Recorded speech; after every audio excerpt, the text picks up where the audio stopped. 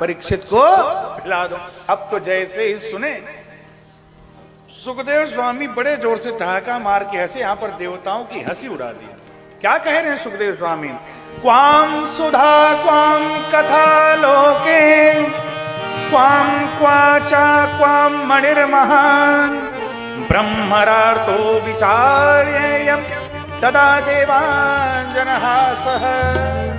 क्वां सुधा क्वां कथा लोके, कहां सुधा और कहां कथा लोके।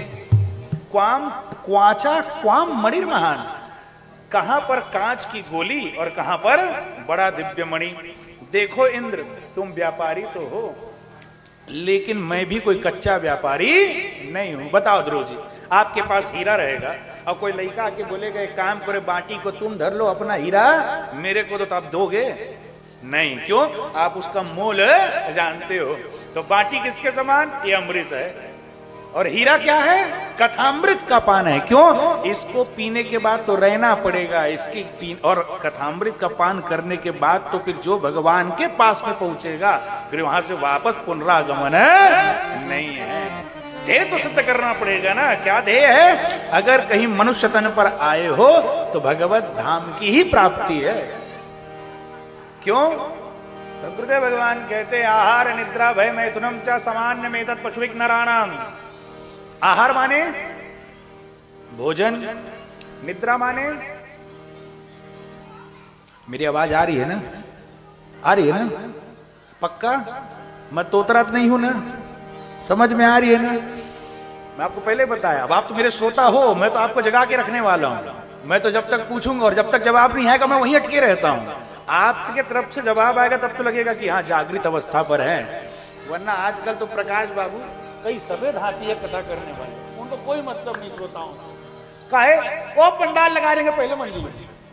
हाँ नीरज बाबू देखे हो ना बड़ी बड़ी कथा पर महाराज जी कहां पर है? 12 फीट ऊपर में है, लगा दिए बड़ा बड़ा एलईडी महाराज जी को देखने, वो दूर पर दिख रहे हैं। उनको जनता से कोई मतलब है काहे? एडवांस दक्षिणा पका हुआ मिल गया है, वो तैयारी हो गई, यहां नहीं चलने वाला। और कहीं आप सोचोगे कि महाराज जी ऊपर नजर ना, मेरी नजर तो सब तक है। इसी कारण मैं बड़ा पंडाल भी नहीं बनवाता। हाँ गांव पर भी जाते हैं ना, कोई बड़े पंडाल की ज्यादा आवश्यकता नहीं है। जितना हो ठूस के बैठो, ठूस के बैठोगे तो हमारी नजर कम से कम आप पे रहेगी और आपकी नजर हमारे पे बनी रहेगी। तब तो जाकर के वो क्या कहते भैया उसको, तुम इलेक्ट्रिक वाले लो, करंट बना रहे है ना। अब पता चला या हम कह रहे हैं वहां पर आप कहीं सोए हुए हो तो उस कथा का भी कोई लाभ है नहीं। अब कोई सोए तो उठाना भी मत है, यही बता दूं। एक तो ऐसी नींद को पाने के लिए आपको दवाई खाना पड़ता है। अब फोकट में नींद कहीं अगर यहां मिल जाए तो फिर कहना भी क्या है नहीं।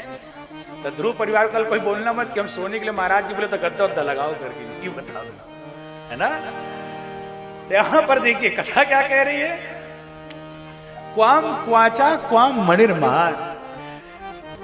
व्यापारी मैं भी कच्चा नहीं हूं, मैं मणि के बदले तुम्हारी कांच की गोली को ले लूं, ये वो भागवत है। अरे तब कहा गया है धन्यम भागवती वार्ता सुरानानापि दुर्लभा, जो देवताओं के लिए भी बड़ा दुर्लभ कहा गया है, ऐसी भागवत कथा धन्य है। और आप धन्य जो भागवत को आप मस्तक पर धारण करके माँ गायत्री मैया के आंचल के गोद पर बैठ करके हम लोग बड़ा सुंदर आनंद लेते हुए ये 9 दिन की यात्रा को मिलकर के संपन्न करेंगे। पुनः आप और हम सब कथा रूपी गंगा पर प्रतिदिन स्नान, शंका कोई नहीं। जिनके पास जो शंका हो वो लिखित करके भिजवा दीजिएगा, दूसरे दिन आप लोगों को उत्तर भी प्राप्त हो जाएगा। क्यों? आजकल लोगों में शंकाएं बहुत घूम रही हैं।